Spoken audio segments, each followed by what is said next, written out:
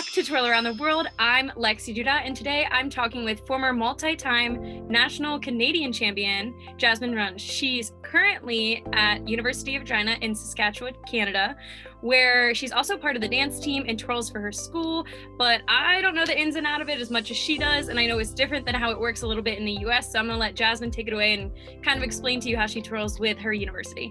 Hey everybody, so as Lexi said, I'm with the University of Regina. I am in my 5th year of education. I just graduated with my Bachelor of Ed in elementary, and I'm a learning resource teacher, and I am now getting an after degree in inclusive education. So in Canada, we don't really do feature twirlers. Baton is very small here, and twirling for university isn't a thing. But I really wanted to be involved in it. Watching you guys in the States, I was like, I have to do that.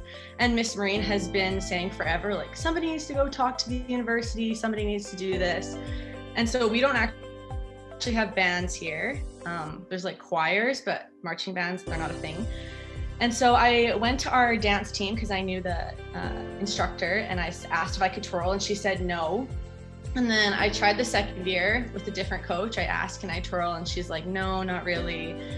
And so then I had recently retired in 2019 from competing. And so I was really pushing to twirl for the university. I just asked the dance team instructor, can I do it? And she was like, yes.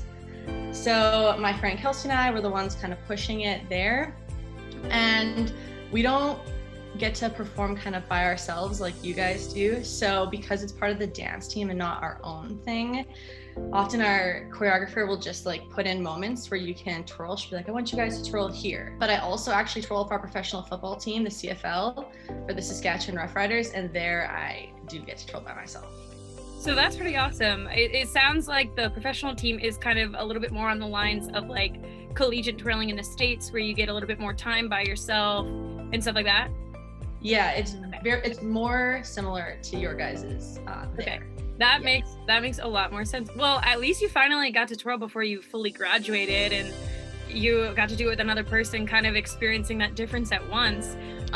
But now that we know a little bit about what you're doing now and the last couple years, let's backtrack a little bit more to the beginning of your baton twirling career. Kind of tell us how you got involved in baton in the first place, because you were saying that Canada, it's not as all over as it probably is here in the United States.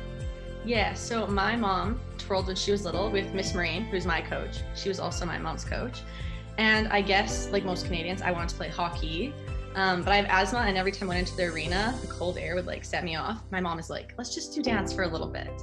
And then I ended up falling in love with it and twirling.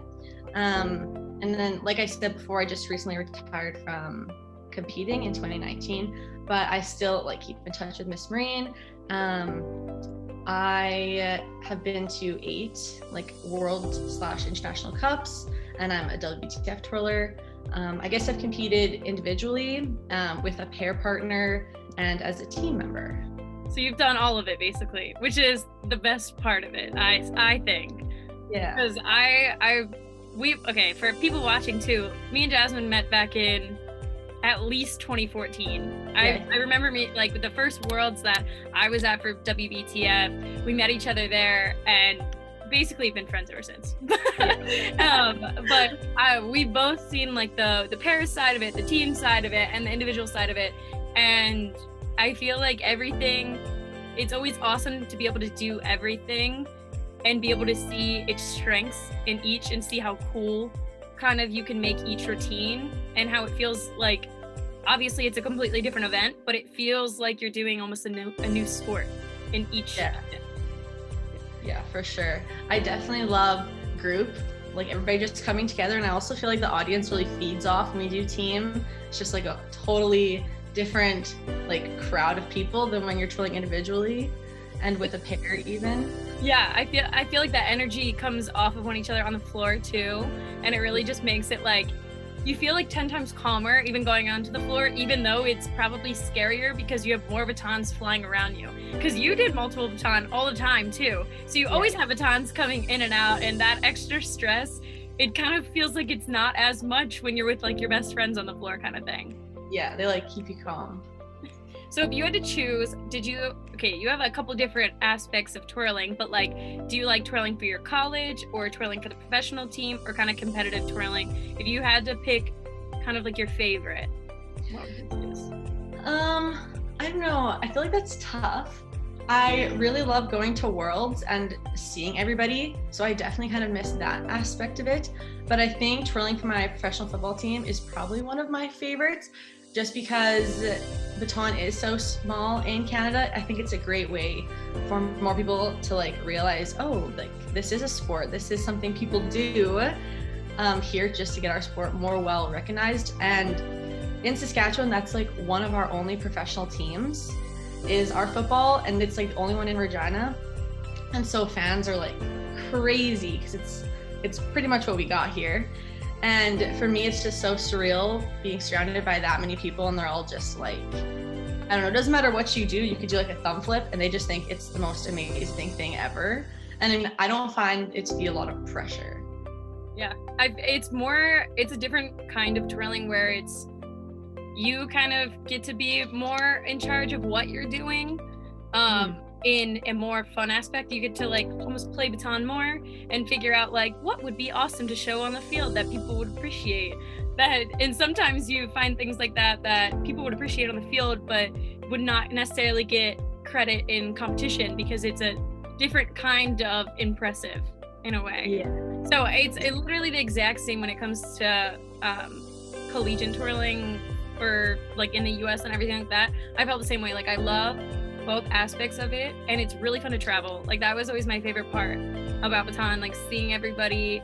But the crowd is a completely different animal when you're twirling not on the competition floor and stuff like that. And it's just, you like can't put it into words unless you experience it. Yeah, very true. All right, so I want to know what your biggest advice is for someone looking to twirl in college, especially because you had to do kind of the background of it. You had to do a lot of the pushing to figure out kind of if you could make it happen. What would you suggest for people kind of in a similar situation? Yeah, so definitely like, well, here I think I'm the only twirler twirling for university in Canada. And I think if you want to do it, just like keep pushing. Eventually somebody is going to say yes. I think if you have a band, that might be like the route to go, like more your guys' way, because I think that's so much fun.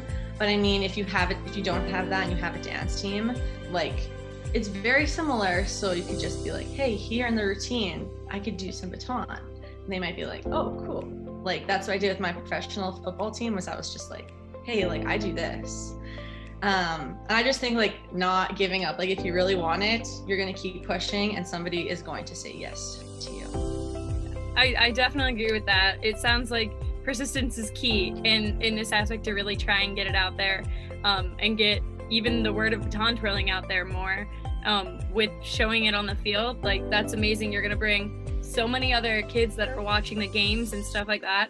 They're going to be like, oh my gosh, wait, I could do that around here. Like that would be pretty awesome. So definitely getting a lot of eyes in a great way and getting the sport recognized even more, which is never a bad thing. So I loved getting the chance to talk to you today. I can't wait to see you on the field again.